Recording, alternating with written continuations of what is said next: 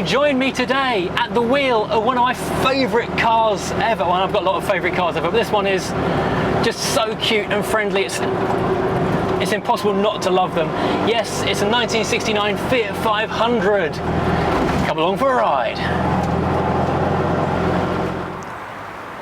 This, all 2.97 metres of this, is a 1969 Fiat 500D. From 1957 until 1975, this was Italy's people car. It was smaller than the 600, but able to seat 4 people in a space less than 10 feet long.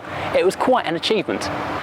The design brief for this was less than 10 feet long and seating 4 adults in relative comfort. And the design team who did this were 2 of the world's greats in automotive design. Dante Giacosa drew the outside of the car. He was an all-time styling great. Look him up if you don't know who he is. And in the back, the 2-cylinder air-cooled unit was designed by engine design genius Aurelio Lampredi, who'd done the Ferrari V12s that had taken them to a lot of victories in Le Mans and similar. Now this thing is a design classic now. It's visual shorthand for Italy. Any scene on TV or film that's got one of these in, you instantly know you're probably meant to be in Italy. Imagine Rome going around the Colosseum or something. The overexcited Ferrari crazed tyre fitter in Cars movies, that was one of these as well. You know, you can't get away. Anything Italian, car related, if it's not Ferrari, it's one of these. It's an icon. And interestingly, just as I was setting up, 2 teenage girls just walked past and behind me said, "That's the coolest car I've ever seen." So, well done, Dante. Now these vents and louvres on the tailgate may suggest that there is, and the fact it's quite hot, may suggest there is an engine underneath here. A little 2-cylinder air-cooled engine. Now originally in 1957 this is 479 cc's and made a whopping 13 horsepower.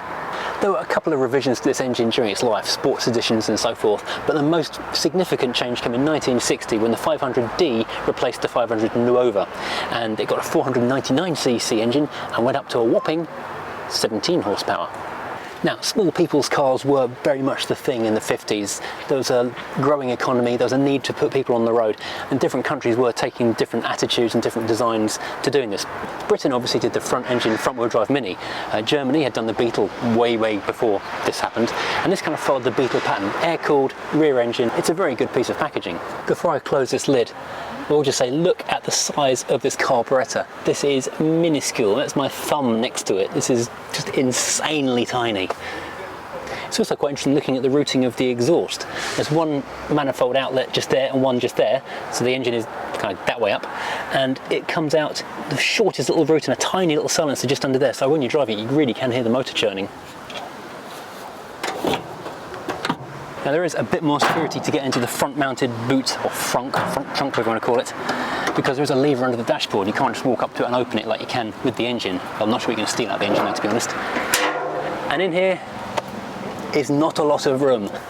Trunk space here is probably measured more in double digits rather than triple or quadruple digits. It's not going to rival a 5 Series estate in terms of carrying capacity. I mean, the only part of my equipment I could get in this front area is this little rubber sucker. A tripod, backpack, nothing else would even fit in this space at all.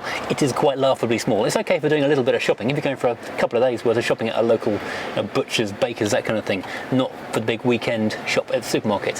What have you got in here? Well, you've got a spare wheel, 12 inches and white wall like the rest of them, a fuel tank, which is rather worryingly placed right in front of you in case there's an accident, a flexi bag for your windscreen washers, and lots of visible wiring. Oh, there's a reservoir here for, is it the brakes? I think it might be the brakes. And all 5 fuses are here as well. Typical of cars of this era, nothing is really hidden. You can see the workings of the windscreen wipers, you can see the ducting for the air vents. It's all just out on show. You can sort of see everything that the car's got. The floor is actually really high because obviously the suspension and steering gear is right underneath this. So the depth of this floor is only about 20 centimetres or less. Now this little smiling cute face must be one of the most friendly and welcoming faces of any car ever built. I mean, it is just a friend. It just wants to say hi. I mean, even while I'm standing here doing this video, people keep stopping to say hello and ask about the car. You don't get that with many vehicles. One thing you'll notice about this car, the bumper bar. This was an addition in 1967 when the L model came out. This was L for Lusso. Lusso meaning sort of luxurious and luxury and that kind of stuff. Other things the Lusso got were a new style badge on the front, different hubcaps and door pockets. What Right, let's look around. Oh, that's really hard to get your foot past there. Ouch. It's not often getting into a car is a two-handed job. Let's look around the interior of this thing, and there's a few things to see, but not much. But this car's got a rubber floor, which is quite practical. It's makes it easy to keep clean, just sort of wipe it down every now and then. If you spill stuff, it doesn't really matter. With almost no exceptions, these had a sunroof, canvas type. Flick that and back it goes. It's one of the simplest sunroofs in history. I will shut that because I'm inside the car, because it's really loud outside. I'm in that there London right now, and it's very, very noisy. So it's quite nice to be back in the car again. So even though this is a car from 1969, virtually the 1970s, it does still feel like a car of the 50s. Looking at these door handles, the little opening quarter lights here, well, if that was still a 70s thing, but just the way that they look and they operate. This little metal, almost wire door handle, and a tiny little window here. These were all updated in 1967, but they still feel quite dated. But the thing that really makes it feel like a car from the past is this tiny, tiny steering wheel. And look at this little dial, this speedo, which goes up to 80 kilometers per hour. Trust me, it couldn't do 80 kilometers per hour. The dashboard is body color metal. It's got a nice little bit of sculpting detail to sort of break up the design and make it look a bit more interesting. And also two little tiny vents. So you saw the piping ducting underneath the bonnet just ducts up to these little pressed metal vents which go up onto the windscreen to give a little bit of ventilation into the car. You don't have many controls on the dashboard though. There are 3 little switches for lights and so forth, a little switch for the ignition, a warning light, and another warning light. That's basically it. Here on the steering column you have 2 little tiny plastic levers which look a bit more 1970s than the rest of the equipment, which give you your wipers and your indicators. And of course the all-important horn test. This car actually has a horn that suits itself. So often you get a big car with a squeaky horn, a little car with a beefy horn. This car has the right horn for itself, which is a nice surprise. Now it's got a 4-speed manual gearbox, reverses over to the side and very far back, pushing down. It's a little bit tricky to get. Early cars didn't have synchro mesh. I was trying to research this yesterday and I couldn't find any mention of synchro mesh being added to it at any particular date. And you do still have to just judge your changes at about the right revs to make a nice clean change. Little metal lever of a handbrake, you can see the bolts to it going down to the floor down here. And interestingly, in between you have 2 little levers, a bit like on a Volkswagen Beetle. You think they might be air vents or something, but no. The left hand one is your choke and the right hand one is the starter. Lift to activate. I'll leave it in gear, we're on a hill. Now there is a transmission tunnel running down the middle, but that's more for strength than for anything else, because this car is a unitary construction. It was a modern design for the age to have it an all-in-one chassis and shell rather than separate body on frame, which made it cheaper, lighter, stronger. It was the same style of construction that Dante Giacosa had used in the 600 just about 2 years previously. Now this car does have the addition of an under-dashboard cubby tray. I don't know if this is standard or aftermarket. It looks like it could be either, to be perfectly honest. Now I have to say there is some bad news at this point. There is no T-shelf. No cup holders, obviously, 1960s car, but nothing that passes as a T-shelf. However, because this is an Italian classic, you know, this is at home in Turin, we do have a little ashtray up here, and this is an espresso cup. It has an espresso shelf. This is perfect. A perfect Italian car with a perfect Italian shelf. It only tells me he goes out on shopping trips with his children, and it will actually take 2 espresso cups on there if you go to a takeout espresso. So actually perfect for the market it was born for. Now, although the car stayed virtually the same for 18 years throughout its production run, there were a few key changes, and I just refer to my notes so I try and get this right. The car came out in 1957 as a Nuova, and that ran until 1961 using the 479cc 13 horsepower engine, and the early cars all had suicide doors. Now, in 1958 until 1960, there was the 500 Sport. These were painted two-tone and had a 499cc engine which made 21 horsepower, or actually 21.5 horsepower, and it would do 65 miles an hour, so quite a lot of speed there. Then in 1960 through to 1965, the 500D replaced the 500 Nuova, because Nuova meant new. It wasn't new anymore, it was just a D now. And that car gained the 499cc 17 horsepower engine, which stayed in production until I think 1973.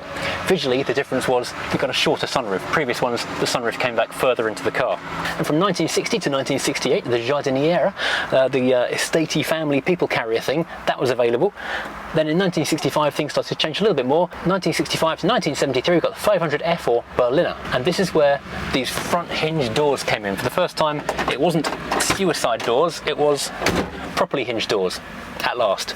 And the Berliner, or F, became the base model later in 1969 when the L kind of overtook it in the range. And speaking of the L, in 1967 that one came out. That had the bumpers which this one has, carpets and exciting stuff like that. And finally the last iteration, the 500R, came out in 1971. Now this used a detuned 594cc Fiat 126 engine, so it still made the same power as the old Fiat 500 engine, but at lower RPM, and also made more torque, so it was a more drivable car. Now those are the main iterations of this vehicle, and there are quite a lot of them throughout its life. I'll be honest, my memory is not good enough to remember all of those. Ow! I'm going to try and look in the back now. Now the seats fold forward, there's nothing locking them, so you can just push them up and climb in fairly easily. I say fairly easily, it's a relative term. Let's keep the traffic noise out. Okay, you sit really quite high up on this little bench seat, and my head is actually touching the ceiling. And all that's between me and the outside world is a steel panel of the roof and a little bit of stuck-on padding, which is about 4mm thick. So it's not like there's lots of sunroof mechanism that's taking the headroom. There just isn't any. So I know the design brief was for adults. I guess they were smaller in Italy back in the 50s. Because this is quite tight. I have to say the interior of this car is absolutely lovely. It's been retrimmed and this orange looks fantastic with the dark blue. It has had seatbelts, inertia reel seatbelts in fact, added in all 4 seats because it's used as a family car quite frequently. So a little bit of safety is quite vital there. The rear windows don't open, but if you've got the sunroof open, then it would be quite breezy and pleasant in here. Something I hadn't really noticed before is that you can actually unhook the back seat and fold it forward to make it into a load area, just like a 911. Okay, I'm going to get out now because it's a little bit tight.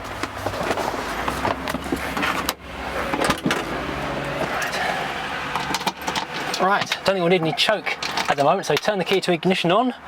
The engine should be warm, so just pull the starter. Obviously clutch down as always whenever you pull away in a manual car. Okay, now what you will notice immediately is that the pedals are minute. Visibility is good because you're basically wearing a goldfish bowl. Oh, because of that weird... The pedals... Well, the clutch and brake pedal are hanging down. And it's a weird kind of a snappy motion as you go down as you push the clutch down. And my foot on my right hand side, it's a floor hinged pedal for the accelerator, and I've got virtually no room for my foot whatsoever.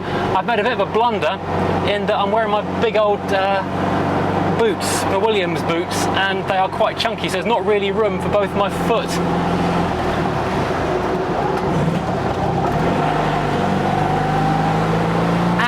Waiting on a lorry coming.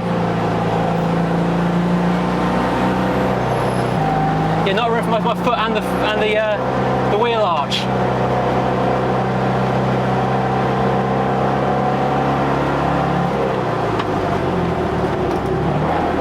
You might see a bit of this road running back and forth because it's the only one I've found that's not completely congested. Do get a nice view of London from up here though. Oh well, there's that feeling. The first time I drove a Fiat 500, and I've been after one for ages, I thought they're absolutely glorious little cars. And I finally drove one, and it gave me the impression the wheels were going to tuck under at any moment, and it really put me off.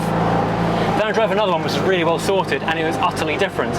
This one's kind of somewhere in between. There is a slight feeling of tuck as you go into a corner. It's fairly sharp, but it feels a lot more planted than I remember them. But you have to remember, this is a city car. It was never intended to go more than 40 miles an hour. There are ice creams over there though.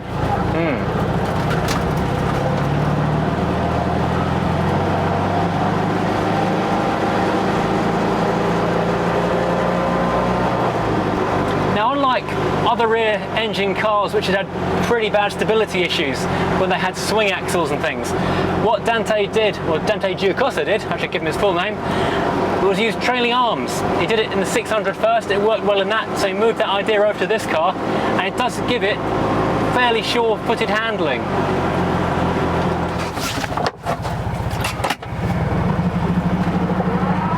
Obviously, they made millions of these things, but really, it's the kind of the special editions that are the most exciting, as well as the Jardiniere, which is obviously quite cool.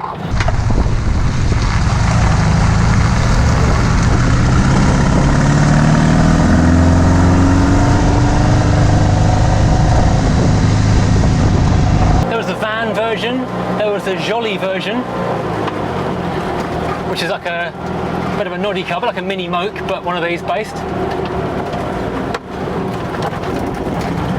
And of course, there was the Arbath, the 695 SS, which was actually pretty pokey. And this isn't too bad, to be honest. This is pulling reasonably well uphill. Say 17 horsepower, but the car weighs nothing. It's a paper bag. All the weight's in the back, which means that the steering is just so light, it's ridiculous.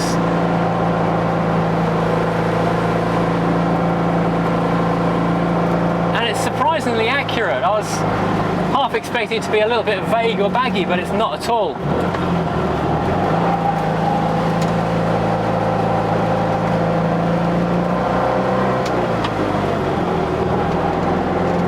It's just nice. The thing is, people look at you all the time in this car. I mean, I drive a lot of different vehicles, and this is the most positive and biggest reaction I've had in anything in absolutely ages. While I was parked doing the filming, I had people stopping to take photos of it, people asking how old it was, can they look in it? You don't often get that. Now, it wasn't just Europe where these cars were popular and, well, sold. There was the 500 America, which I believe they sold about 3,000 of in America. And in New Zealand, the Torino factory sold them as the Bambina and shifted a few of them. And obviously no mention of this car is complete without mentioning the new Fiat 500, which is also called the Nuova briefly when that first came out. Because that was launched on the 50th anniversary of this car in 2007, so 1957, 2007. Now obviously, like the new Mini and the old Mini, the new 500 and the old 500 are very different vehicles, and obviously safety technology, emissions technology, they've meant they've had to change, and also the reason the current 500 exists in the first place is a whole different story, which is worth a video in itself. Thank you. But then another anniversary, on the 60th anniversary of this car being launched, 2017, this was actually put on display in the New York Museum of Modern Art as a work of art, which is quite phenomenal. Oh look, an Astra, that's quite cool. It is absolutely tiny in this car. I mean, I've had to go down to the 14mm lens on the camera in the back to try and get it all in.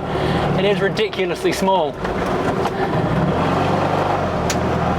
And I tend to try and avoid doing road tests in London because generally it's a massive faff. But it's actually kind of appropriate to be doing a city car in a city. It kind of works for once. Because the other reason is I don't like doing it is that all my GoPros are exposed and I'm doing a walking pace, so someone could run up and steal a GoPro, which is a little bit worrying.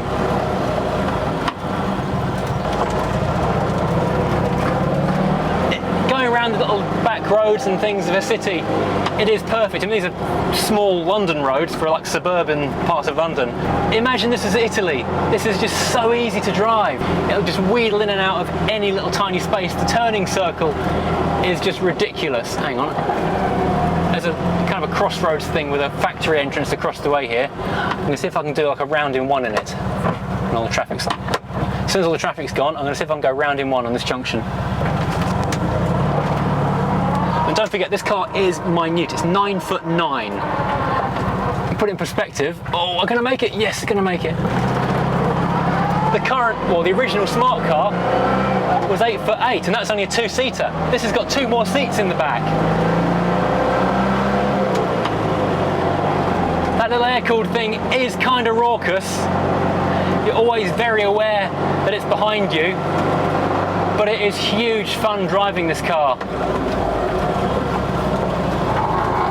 Steering is low enough geared that it's not a problem. It virtually stands still. You can crank the wheel over because there's no weight in there whatsoever.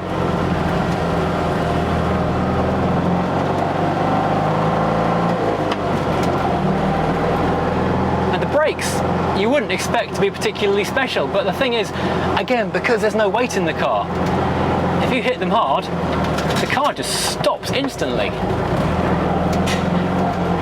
I mean, considering that I think drums all round, that's not bad really at all. Oh.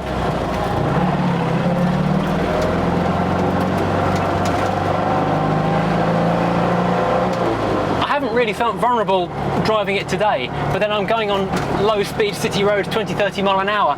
But I imagine if I was on a bigger road, it might be a bit more nerve-wracking. Here we go, hang on, this is quite convenient. There's a Mini parked here. This thing is virtually, well, it's the same size as a classic Mini.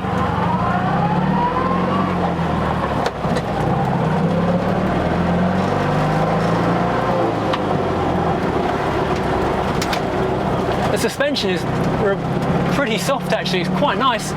When you hit a speed bump, you don't thump over it, you do, even with such a short wheelbase. Not exactly glide, but you certainly don't crash over it.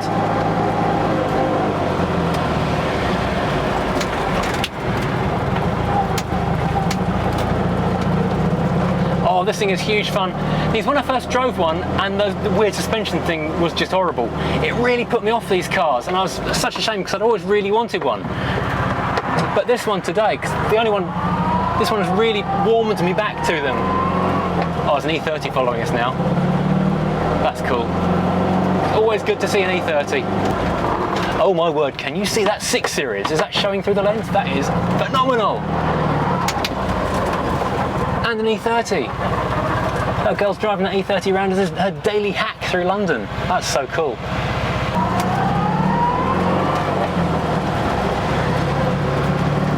The thing is, there's not a lot of heat and sound deadening in this car. I mean, the roof is just a little bit of sound padding in the up top. On the floor is just the rubber matting. And it's a humid day anyway, but honestly, right now, I am sweating. My t-shirt is sticking to me. I hope you've enjoyed this ride out today in this little Fiat 500. I've driven a few of them and they've all been different every time, so I'm glad this one was as good as it was promised to be. If you've enjoyed this, please hit like, please hit subscribe, all the usual stuff. Share it with your friends on Facebook. Help grow the channel. If you want to support the channel, come and buy a Furious Driving sticker. That always goes down well with me. Not that way, it's closed.